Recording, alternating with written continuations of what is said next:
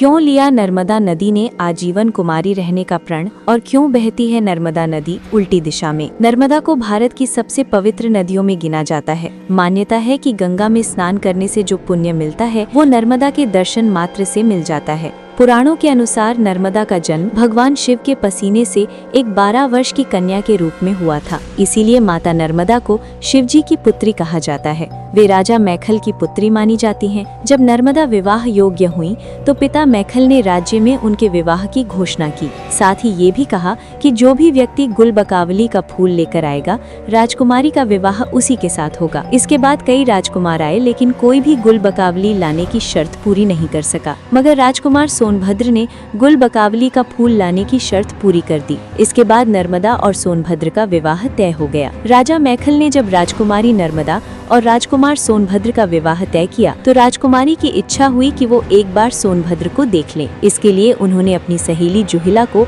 राजकुमार के पास अपना संदेश देकर भेजा। जुहिला वो संदेश लेकर राजकुमार सोनभद्र के पास पहुंची। सोनभद्र ने उसकी सुंदरता के कारण उसे ही नर्मदा समझ लिया और उनके सामने विवाह का प्रस्ताव रख दिया। एक क्षण के लिए जुहिला असमंजस में पड़ गई, परंतु राजकुमार के रूप और प्रेम प्रस्ताव को देखकर वो भी उनसे प्रेम करने लगी और उसने सोनभद्र का प्रस्ताव स्वीकार कर लिया। इधर जब काफी समय बीत गया तो राजकुमारी नर्मदा को चिंता होने लगी और वो उसकी खोज में निकल गई। खोज करते हुए वो सोनभद्र के पास पहुंची और वहां जुहिला को उनके साथ देखा। ये देखकर उन्हें अत्यंत गुस्सा आया। नर्मदा ने जुहिला को श्राप देते हुए कहा, तुमने हम दोनों को धोखा दिया है, इसलिए मैं तुम्हें श्राप देती हूँ कि तुम्हारी मुक्ति केवल मेरे जल को पीने से होगी, लेकिन मेरा जल तुम्हें कभी प्राप्त नहीं होगा।